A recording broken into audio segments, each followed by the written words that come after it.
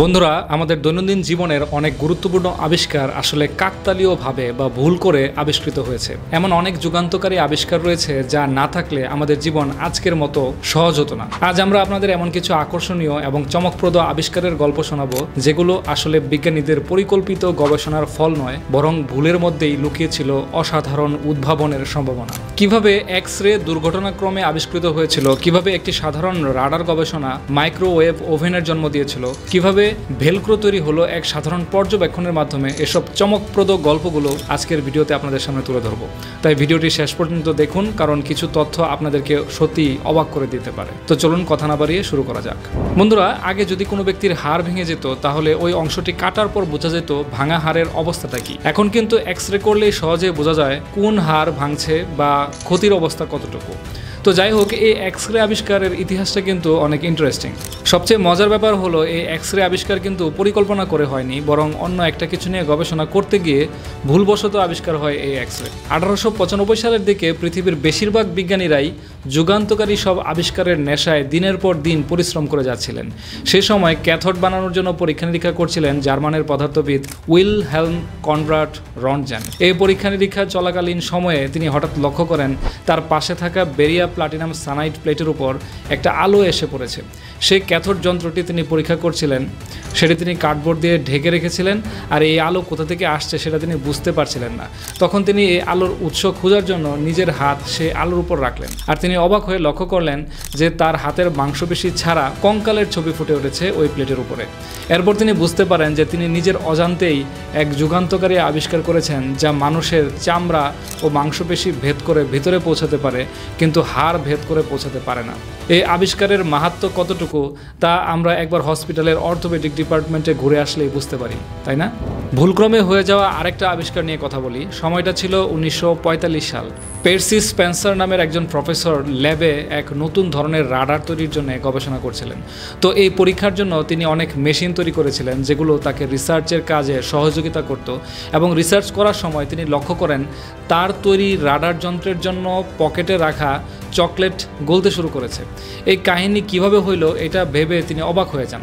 তিনি ধারণা করেন এই যন্ত্রগুলোর মধ্যে কোনোটার জন্য হয়তো চকলেটটা গলে গিয়েছে। এরপর তিনি চেক করার জন্য মেশিনের ভিতর কয়েকটি পপকর্ন রাখেন।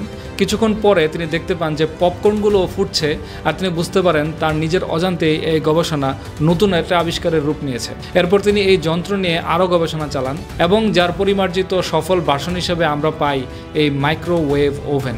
নিমিষের মাঝে খাবার গরম করা বা কেক তৈরি করার জন্য একটি জনপ্রিয় মাধ্যম হয়ে উঠেছে এই মাইক্রোওয়েভ ওভেন। তবে অনেক বিজ্ঞানীরা দাবি করেন মাইক্রোওয়েভ ওভেনে বেক করার কারণে খাবারের গুণগত মান কমেও যেতে পারে। এবারে অ্যাক্সিডেন্টালি আবিষ্কার হয়ে যাওয়া একটা প্রতিষেধক সম্পর্কে কথা বলা যাক। আগেকার দিনে ক্ষত বা ঘা থেকে ব্যাকটেরিয়া সৃষ্টি হতো, আর শরীরে থাকা রোগ প্রতিরোধ ক্ষমতা সেসব ব্যাকটেরিয়ার সাথে লড়াই করার জন্য যথেষ্ট ছিল না, যার কারণে বহু মানুষের প্রাণহানি হতো। সেই সময় বিজ্ঞানী আলেকজান্ডার ফ্লেমিং শরীরের ঘা বা ক্ষত সারিয়ে তোলার জন্য একটা উপকারী ব্যাকটেরিয়া আবিষ্কার করার চেষ্টা করছিলেন, যেটা অন্যান্য ক্ষতিকর ব্যাকটেরিয়াকে মেরে ফেলতে সক্ষম হবে। তবে অনেক চেষ্টার পরেও তিনি কোনোভাবেই সেরকম কোনো কিছু তৈরি করতে পারছিলেন না। একসময় তিনি বিরক্ত হয়ে গবেষণা করার জিনিসগুলোকে বাইরে ছুঁড়ে ফেলে দেন। কিছুদিন পর তিনি লক্ষ্য করেন যেখানে তিনি তার জিনিসপত্রগুলোকে ছুঁড়ে ফেলেছিলেন সেই জায়গার আশেপাশে ব্যাকটেরিয়ার পরিমাণ অনেকটাই কমে এসেছে। যে কালচার প্লেটটি দিয়ে তিনি ক্ষতিকারক ব্যাকটেরিয়া দিয়ে পরীক্ষা করছিলেন সেখানে নতুন ব্যাকটেরিয়া বংশবিস্তার করছে এবং সমস্ত ক্ষতিকারক জীবাণুগুলোকে ধ্বংস করে ফেলেছে, এবং তিনি বুঝতে পারেন যে এগুলোই হলো উপকারী ব্যাকটেরিয়া, আর তিনি এই ব্যাকটেরিয়ার নাম দেন পেনিসিলিন। পরবর্তীতে 1966 সালে এই পেনিসিলিন সাধারণ মানুষ অ্যান্টিবায়োটিক হিসেবে ব্যবহার করা শুরু করে। তবে তিনি এটা সতর্ক করে দিয়েছিলেন যে একসময় মানুষ এই অ্যান্টিবায়োটিক ব্যবহারে এতটাই অভ্যস্ত হয়ে যাবে যে এই পেনিসিলিন বা অ্যান্টিবায়োটিক মানুষের শরীরে আর কাজ করবে না। তো বন্ধুরা, এবার এই খেলনাটার দিকে লক্ষ্য করুন। এটা কিন্তু বেশ জনপ্রিয় একটা খেলনা। তবে আপনি কি জানেন যে এই জনপ্রিয় খেলনাটিও আসলে ভুলবশতই আবিষ্কার হয়েছিল? হ্যাঁ, 1944 সালে সুইডেনের একজন ইঞ্জিনিয়ার রিচার্ড জেমস একটি গুরুত্বপূর্ণ সামুদ্রিক সরঞ্জাম তৈরির চেষ্টা করছিলেন যা জাহাজের বিভিন্ন সরঞ্জাম স্থির রাখতে সাহায্য করবে। কিন্তু একদিন কাজ করার সময় ঘটনাক্রমে একটি ধাতব বস্তু তার হাত থেকে পড়ে যায় এবং সেই বস্তুটি মাটিতে লাফাতে থাকে। এই দৃশ্য দেখে জেমস অবাক হয়ে যান এবং বুঝতে পারেন যে এই বস্তুটি একটি মজাদার খেলনায় রূপ নিতে পারে। এরপর তিনি এই ধারণার উপর ভিত্তি করে আরও পরীক্ষা নিরীক্ষা চালান এবং তৈরি করেন এই খেলনাটি, যার নামকরণ করা হয় স্লিঙ্কি। 1945 সালে এটি প্রথম বাজারে আনা হয় এবং দ্রুতই শিশুদের মধ্যে ব্যাপক জনপ্রিয়তা অর্জন করে এই খেলনাটি। আর এই স্লিঙ্কি শুধুমাত্র একটি খেলনা নয়, বরং পদার্থবিজ্ঞানের নানা পরীক্ষা নিরীক্ষার জন্য এটি ব্যবহার করা হয়। এটি যেভাবে একটানা লাফিয়ে চলে সেটি দেখতে কিন্তু খুবই স্যাটিসফাইং, তাই না? তো বন্ধুরা, এবারে চলুন কথা বলা যাক পেসমেকার সম্পর্কে। হার্ট অ্যাটাক হলে হার্টকে কাজ করানোর জন্য চিকিৎসার মাধ্যমে হৃৎপিণ্ডে এক ধরনের কৃত্রিম যন্ত্র লাগানো হয়, যেটাই আসলে এই পেসমেকার নামে পরিচিত। এই পেসমেকার যে কত মানুষের জীবন বাঁচিয়েছে তা তো আর বলার অপেক্ষা রাখে না। তবে অবাক করা বিষয় কি জানেন, এই পেসমেকারের আবিষ্কারও কিন্তু ভুল করেই হয়েছিল। 1960 সালের দিকে বায়োমেডিক্যাল ইঞ্জিনিয়ার জন হবস ল্যাবরেটরিতে রেডিও ফ্রিকোয়েন্সির মাধ্যমে শরীরের তাপমাত্রার রিস্টারের বিষয়ে একটি প্রজেক্টে কাজ করছিল এবং ফার্স্ট হার্টবিট রেকর্ড করার জন্য অসিলেটর তৈরি করার চেষ্টা করছিল।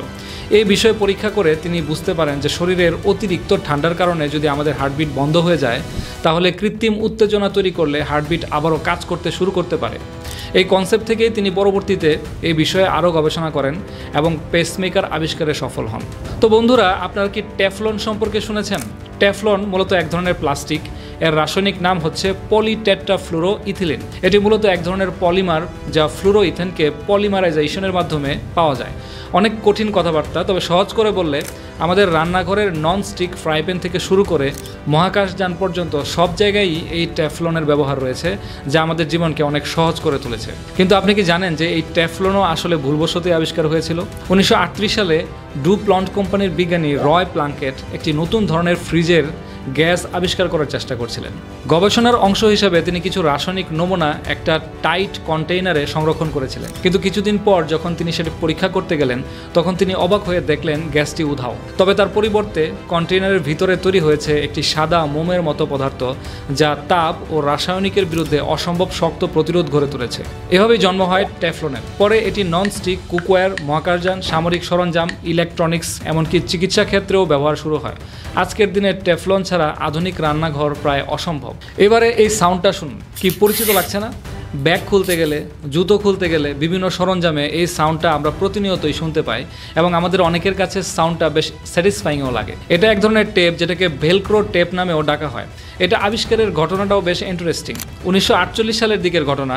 Swiss engineer George D Mistral একটি জঙ্গলে হাঁটার সময় তার জামা কাপড় এবং কুকুরের পশমে কিছু বীজ আটকে থাকতে দেখেন। তিনি লক্ষ্য করেন এটি যে কোনো লুপ আকারে বস্তুর সাথে সহজে আটকে যায়। এরপর তিনি সেখান থেকে আইডিয়া পেয়ে কৃত্রিম লুপ তৈরি করেন এবং ভেলভেট ক্রোসেটের সমন্বয়ে এই ভেলক্রো তৈরি করেন।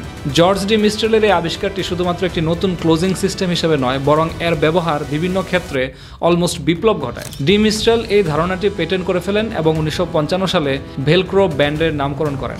এটি পরবর্তীতে ফ্যাশন, জুতা এবং মহাকাশ গবেষণা সহ বিভিন্ন ক্ষেত্রে ব্যাপকভাবে ব্যবহৃত হতে থাকে। এবারে একটা মজাদার খাবার নিয়ে কথা বলা যাক। 1853 সালের দিকের ঘটনা। জর্জ স্পিক নামের একজন শেফ তার এক কাস্টমারের জন্য ফ্রেঞ্চ ফ্রাই তৈরি করছিলেন। সে সময় তার কাস্টমার তার কাছে ডিমান্ড করে যে তারা কিছুটা পাতলা এবং কুরকুরে ফ্রেঞ্চ ফ্রাই খেতে চান এবং তাদের কথা অনুযায়ী অনেকটা পাতলা এবং কুরকুরে ফ্রেঞ্চ ফ্রাই তাদেরকে বানিয়ে দেওয়া হয়। তারপর থেকেই প্রথম পটেটো চিপসের ধারণা তৈরি হয়েছিল। ফলস্বরূপ এই নতুন স্ন্যাকটি দ্রুত জনপ্রিয় হয়ে ওঠে এবং পরে এটি বিভিন্ন স্বাদ এবং ফ্লেভার তৈরি হতে থাকে, যা এখন সারা বিশ্বে একটি জনপ্রিয় খাবার হিসেবে প্রচলিত। তো বন্ধুরা, আজ আমরা জেনে নিলাম কিভাবে বিজ্ঞানীদের ছোট্ট ভুল কিংবা দৈনন্দিন জীবনের একটি সাধারণ পর্যবেক্ষণ থেকেই তৈরি হয়েছে কিছু যুগান্তকারী আবিষ্কার। এই ঘটনাগুলো আমাদের শেখায় যে কোনো ব্যর্থতায় আসলে নিরর্থক নয়। সঠিক দৃষ্টিভঙ্গি এবং কৌতূহল থাকলে ভুল থেকেই নতুন কিছু সৃষ্টি হতে পারে। প্রযুক্তির এই অগ্রযাত্রায় প্রতিটি আবিষ্কার আমাদের জীবনকে আরো সহজ ও উন্নত করে তুলেছে। যদি ভিডিওটি আপনাদের ভালো লেগে থাকে তবে লাইক দিবেন, কমেন্ট করবেন, শেয়ার করবেন এবং আপনাদের মতামত কমেন্ট সেকশনে জানাতে ভুলবেন না। তো চ্যানেলটি সাবস্ক্রাইব করে আমাদের পাশে থাকবেন। পরবর্তী ভিডিও দেখার আমন্ত্রণ জানিয়ে আজকের মতো এখানেই শেষ করছি।